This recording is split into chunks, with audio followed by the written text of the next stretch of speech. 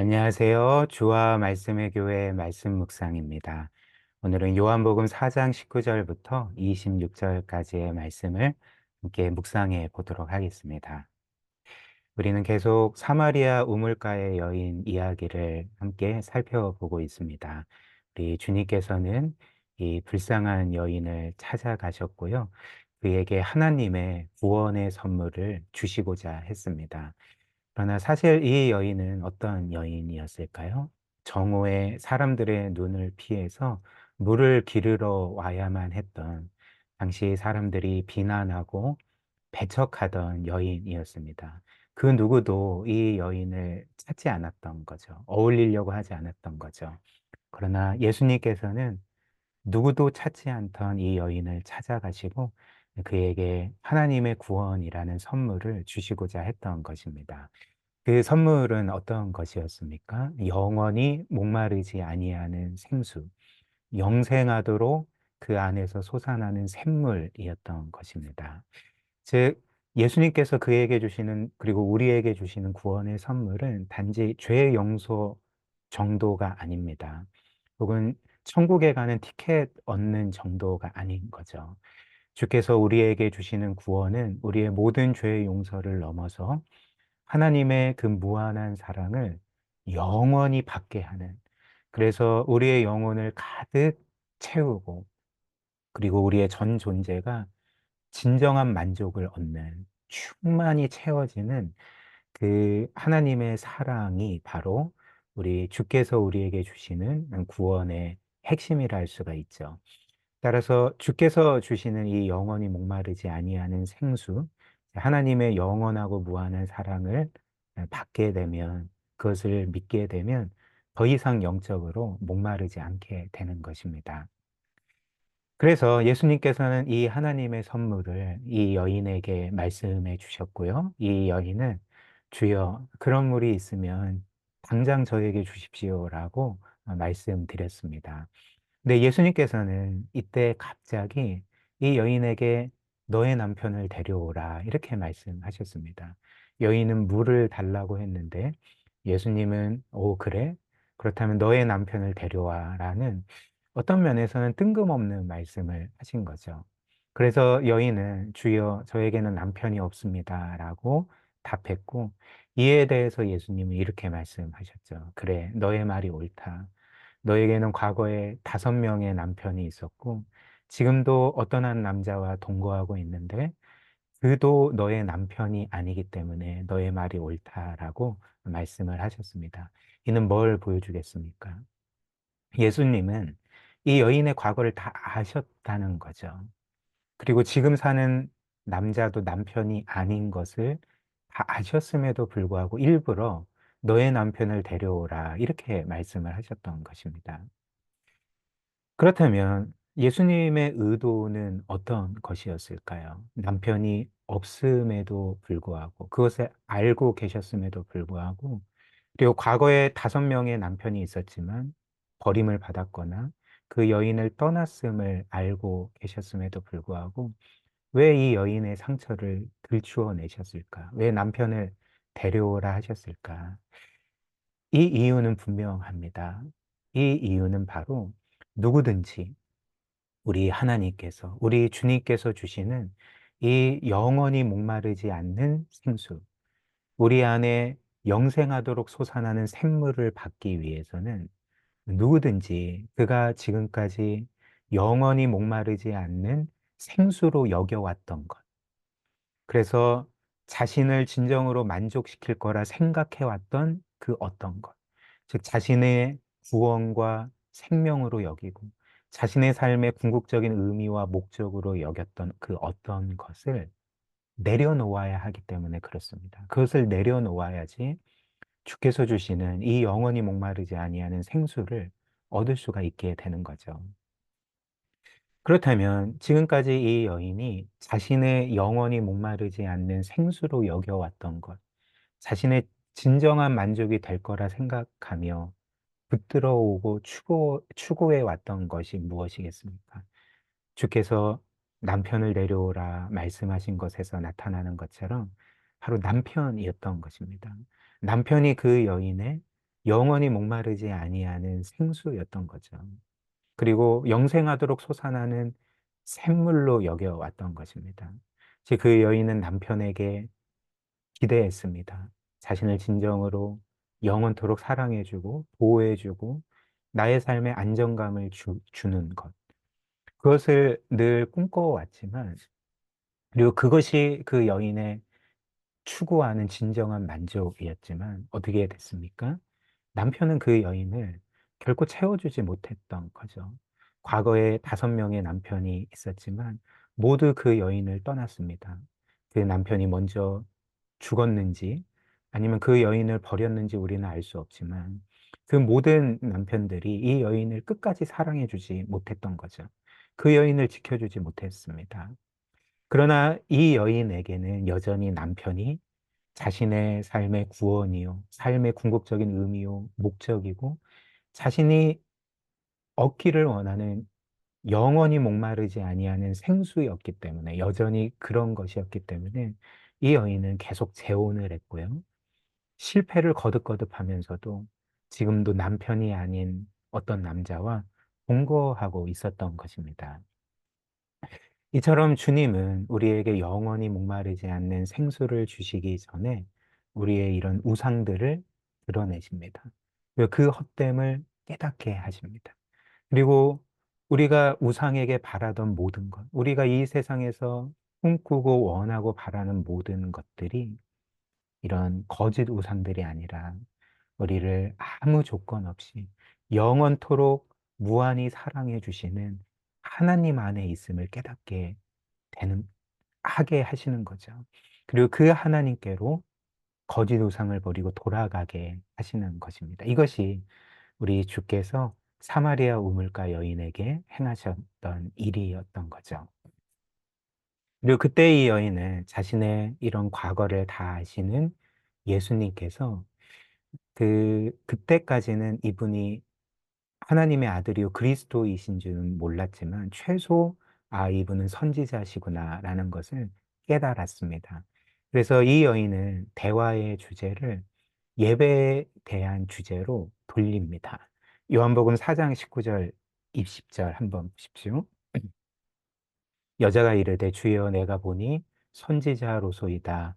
우리 조상들은 이 산에서 예배하였는데 당신들의 말은 예배할 곳이 예루살렘에 있다 하더이다. 이렇게 말합니다. 이 말의 의거에서 우리가 생각을 해보면 이 예배 장소의 문제는 이 여인이 평소 궁금해했던 주제였던 것 같습니다. 그러나 이 여인이 예배에 대해서 물은 것은 그것만이 아닐 것입니다. 예수님이 자신의 아픈 과거를 들추어내자 이제 회피하고 싶었던 거죠. 그래서 그 이야기를 예수님과 하고 싶지 않았기 때문에 자신이 평소에 궁금해 왔던 그 예배 장소의 문제로 그 주제를 전환했던 것입니다. 그리고 또 한편으로는 이 예배 장소 문제는 이 여인에게 굉장히 중요했고 당시 모든 사람들에게 중요했습니다. 왜냐하면 당시 유대인들이나 이 여인과 같은 사마리아인들 모두 하나님께서 예배와 제사의 장소를 정하실 때 여러 장소를 정하시지 않고 한 장소를 정하셨다. 이렇게 믿었기 때문에 그랬습니다. 그리고 이것은 성경의 가르침인데요. 신명기 12장 11절 한번 보십시오. 너희는 너희의 하나님 여호와께서 자기 이름을 두시려고 택하실 그곳으로 한 장소이죠. 여호와 하나님을 예배하고 제사를 드릴 수 있는 이 한 장소로 내가 명령하는 것을 모두 가지고 갈지니 곧 너희의 번제, 너희의 희생 제물, 너희의 11조와 너희 손의 거제와 너희가 여호와께서 하는 모든 아름다운 선물을 가져와라. 즉 예배와 제사의 장소를 한 곳으로 정하셨던 것입니다. 그러나 하나님께서 이렇게 정하신 한 예배 장소, 제사의 장소를 유대인들과 이 사마리아인들은 다른 장소로 믿었습니다. 유대인들은 그 장소를 예루살렘으로 믿었고요. 그리고 사마리아인들은 그리심산이라는 곳으로 믿었던 거죠. 구약을 보면 이 그리심산이라는 곳은 하나님께서 여호수아에게 너는 율법의 축복을 선포하라라고 이렇게 명하셨던 장소였습니다. 그리고 율법의 저주는 이제 에발산이라는 곳에서 선포되었죠. 그래서 사마리아인들은 이 그리심산을 축복의 장소로 여기고 거기를 예배와 제사의 장소로 삼았던 것입니다. 그러나 성경에 따르면 하나님께서는 성전을 건축하라 명하시고 나를 예배하고 너희의 죄 용서를 위한 제사를 드리라는 장소를 그리심산이 아니라 예루살렘으로 명하셨던 거죠. 역대하 7장 12절 밤에 여호와께서 솔로몬에게 나타나사 그에게 이르시되 내가 이미 너의 기도를 듣고 이곳 예루살렘을 택하여 내게 제사하는 성전을 삼았으니 이렇게 분명히 말씀하셨습니다. 따라서 그리심사는 예배와 제사의 장소가 아니었던 거죠. 그리고 예배의 장소가 어딘지가 매우 중요한 또 다른 이유는 하나님께서 그렇게 성전을 세우라고 명하신 그곳에서만 속죄 제사를 드릴 수 있었기 때문에 그렇습니다. 즉 그곳에서만 유대인이든지 사마리아인이든지 죄의 용서를 받을 수가 있었기 때문에 매우 중요하다는 거죠. 따라서 사마리아인들의 입장에서는 어떻게 생각해야 되겠습니까? 예루살렘이 아니라 그리심산이 예배의 장소가 되어야 하고 제사의 장소가 되어야 했던 것입니다. 그렇지 않으면 그들이 드리는 모든 제사가 무효가 되고 그들은 죄 용서를 받을 수 없었기 때문에 그리심산을 예배와 제사의 장소로 주장했던 거죠. 음. 그렇다면 이 여인의 질문, 주님, 이 예루살렘과 그리심산 중에 어느 곳이 하나님이 정하신 합법적인 예배와 제사의 장소입니까? 라는 여인의 질문에 어떻게 답하셨을까요? 예수님은 예루살렘이다 이렇게 답하지 않으셨습니다. 21절 보십시오. 예수께서 이르시되 여자여 내 말을 믿으라. 이 산, 즉 그리심산에서도 말고 심지어 예루살렘에서도 말고 너희가 아버지께 예배할 때가 이르리라. 무슨 말씀일까요? 너희는 이제 그리심산도 아니고 예루살렘 성전에서도 예배 드리지 않아도 되는 날이 온다. 이는 바꿔 말하면 무슨 말이겠습니까? 놀랍게도 예수님은 너희는 이제 성전 없이 예배 드릴 수가 있다라고 말씀하신 것이었다는 거죠. 성전 없이 예배할 수가 있다. 죄 용서를 받을 수가 있다. 이렇게 말씀을 하셨다는 것입니다. 그래서 이어서 이렇게 말씀하십니다. 23절, 24절. 아버지께 참되게 예배하는 자들은 영과 진리로 예배할 때가 오나니 곧 이때라. 아버지께서는 자기에게 이렇게 예배하는 자들을 찾으시니라. 하나님은 영이시니 예배하는 자가 영과 진리로 예배할지니라. 주께서는 이제 너희는 성전 없이 성령과 진리 안에서 아버지께 예배할 수 있다. 이것이 아버지가 원하시는, 찾으시는 예배자들이다. 이렇게 말씀하셨습니다. 그런데 사실 구약에 따르면 원래 예배는 속죄 제물로 드리는 것이었습니다. 속죄 제물이 없으면 죄인들은 하나님께 나아갈 수가 없었던 거죠. 따라서 성전 없이 이 제사가 그 행해지는 합법적인 장소인 성전 없이 속죄 제물 없이 그리고 제사 없이 누구도 하나님께 예배할 수가 없다는 거죠. 하나님께 나아갈 수가 없고 죄 용서 받을 수 없고 하나님께 받아들여질 수가 없었다는 것입니다. 그러나 예수님은 놀랍게도 이제 너희는 예루살렘도 아니고 그리심산도 아니고 성전 없이 예배할 수 있고 속죄 제물 없이 성령과 진리로 예배 드릴 수가 있게 된다. 이렇게 말씀을 하셨던 것입니다. 그렇다면 어떻게 성전과 제사 없이 하나님께 나아갈 수가 있을까요? 어떻게 희생 제물 없이 하나님께 나아갈 수가 있고 예배를 드릴 수가 있을까요? 그 이유가 무엇이겠습니까? 예수님이 이 말씀에서는 직접적으로 말씀하시지 않았지만 그 이유는 우리가 알고 있지 않습니까?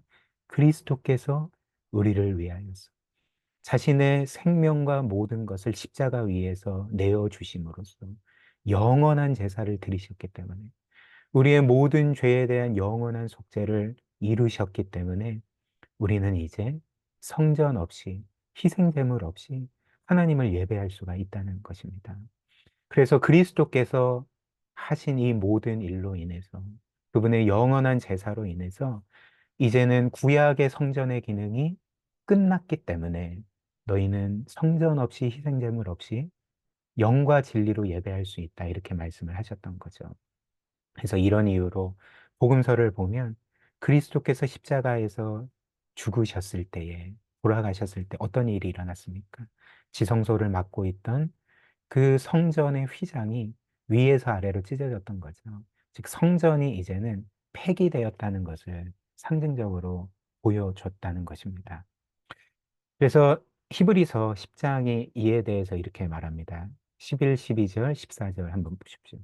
제사장마다 매일 서서 섬기며 자주 같은 제사를 드리되 이 제사는 언제나 죄를 없게 하지 못하거니와 즉 구약의 수없이 많은 제사와 제물은 불완전했다는 것입니다. 그러나 12절 오직 그리스도는 죄를 위하여 한 영원한 제사를 드리시고 하나님 우편에 앉으사 그가 거룩하게 된 자들을 한 번의 제사로 영원히 온전하게 하셨느니라. 그분의 한 번의 속죄 제사로 우리가 영원토록 죄 용서받고 거룩해지고 하나님께 받아들여졌습니다.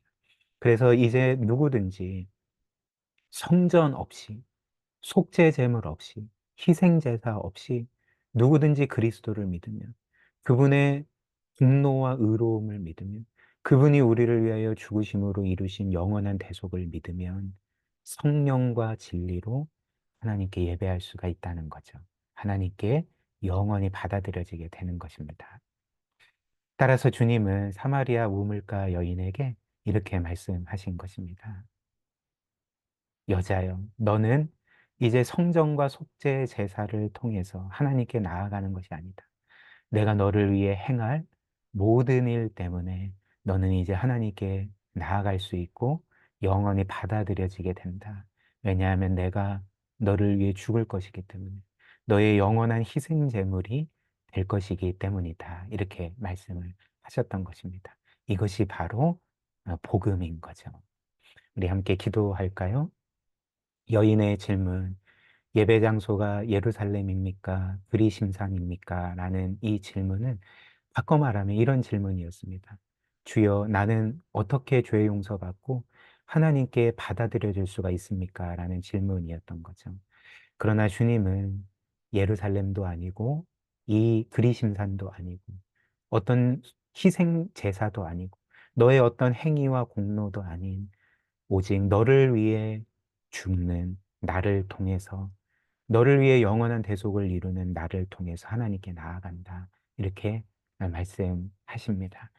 이 말씀처럼 늘 그리스도만 의지하여 죄가 많고 또 참 심각하고 그래서 하나님께 나아갈 수 없다 생각할지라도 생각이 들지라도 늘 그리스도를 의지하여 하나님께 담대하게 나아가도록 우리 함께 말씀 기억하며 기도하겠습니다.